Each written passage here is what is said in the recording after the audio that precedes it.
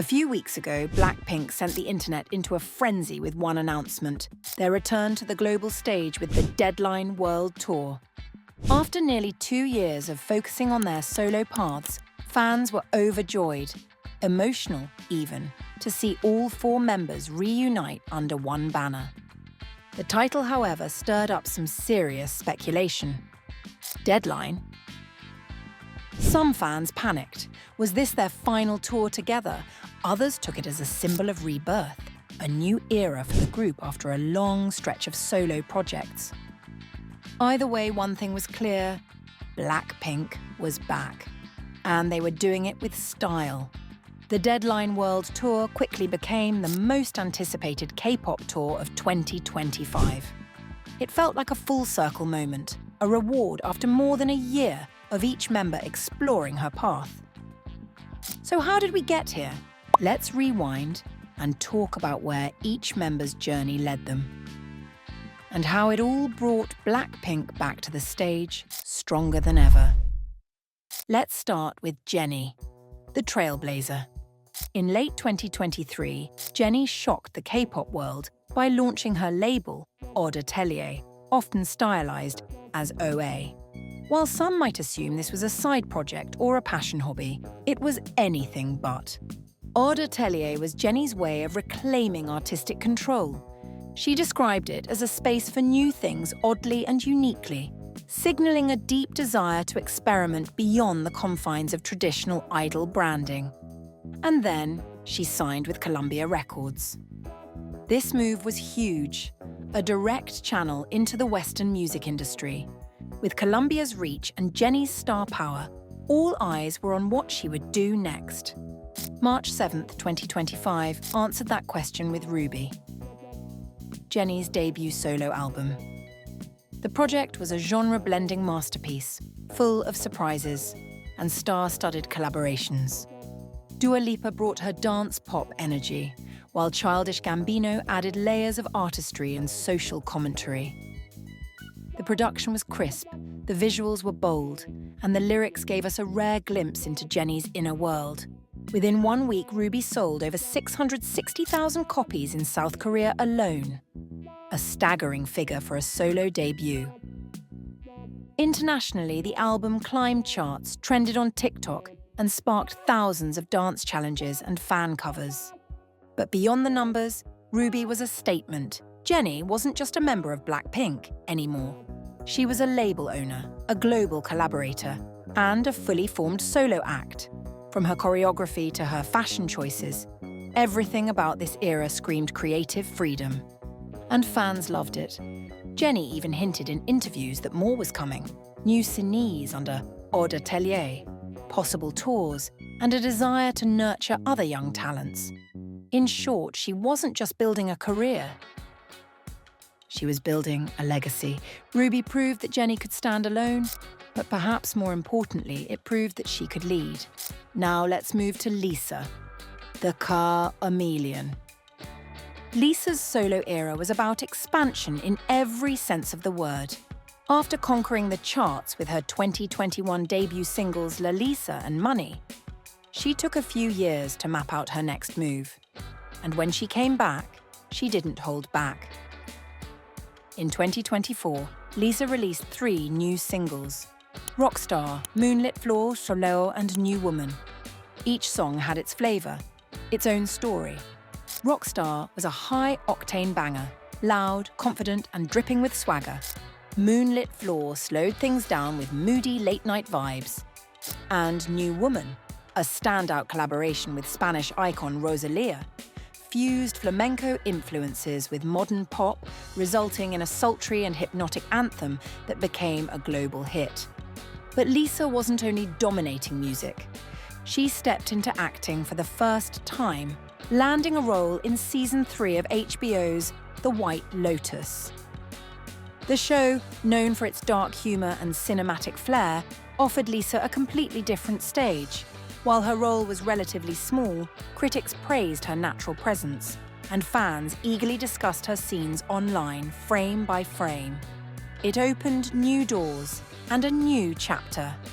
Then came Le Loud Company, In 2025, Lisa announced the launch of her own management company. The sleek branding, the sharp mission statement. It was clear she was thinking big. Loud Company wasn't just a management company for herself. There were hints that she might be grooming future talents or managing creative projects across music, fashion, and film. Lisa has always been known for her incredible stage presence, her fashion influence, and her dance skills. But now, she was stepping into roles behind the scenes. As a businesswoman, a visionary, and a leader.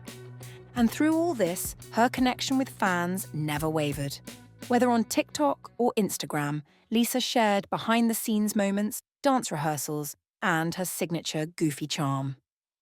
Lisa's solo era wasn't about stepping away, it was about stepping up. While others branched into acting and business, Rose stayed close to her core, music. But this time, she dove even deeper. In early 2025, Rose released her highly personal debut solo album, titled Rosie. The title alone hinted at intimacy, a reflection of her identity both as an artist and a person. And the lead single, APT, featuring Bruno Mars. Yes, that Bruno Mars. The track was soulful, jazzy, and overflowing with emotion. Lyrically, APT tells the story of Rose's early life, growing up in a modest apartment, chasing dreams, and the bittersweetness of success. Bruno's smooth harmonies complemented her unique tone beautifully, creating a song that felt timeless and grounded. The entire album was like that. There were no gimmicks, just raw storytelling, lush instrumentals, and Rose's signature voice carrying it all. Critics praised Rosie as a gentle triumph, a quiet, introspective record that stood out in an industry obsessed with loud comebacks and viral hooks. But Rose didn't stop at music. In March 2025, she made headlines for a different reason. Her partnership with global brand Puma. At a major launch event in Seoul, she helped debut the reimagined H Street sneakers, combining retro flair with modern style. Her appearance was effortless, a mix of cool confidence and understated elegance. She was the perfect fit for a brand looking to bridge performance and fashion. Rose also participated in intimate live performances, often backed by minimal instrumentation, allowing her vocals to shine. Whether it was on music shows or acoustic live streams, she maintained a connection with fans that felt genuine and personal. She didn't chase every headline, but when she did appear, it made an impact.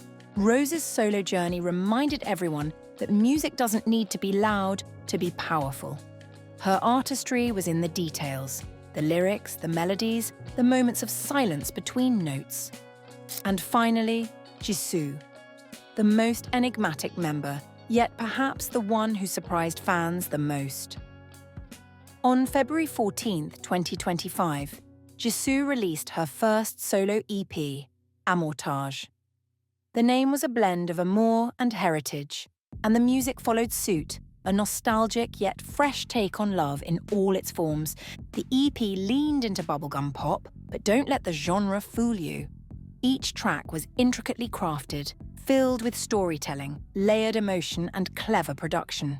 From the sugar rush hooks of the opening track to the melancholic closer, Amortage felt like a diary. The Valentine's Day release was no accident either. It played into the EP's romantic themes, sparking online debates about which songs represented which phases of love. But while fans were celebrating her music, Jizu was already gearing up for something new: acting.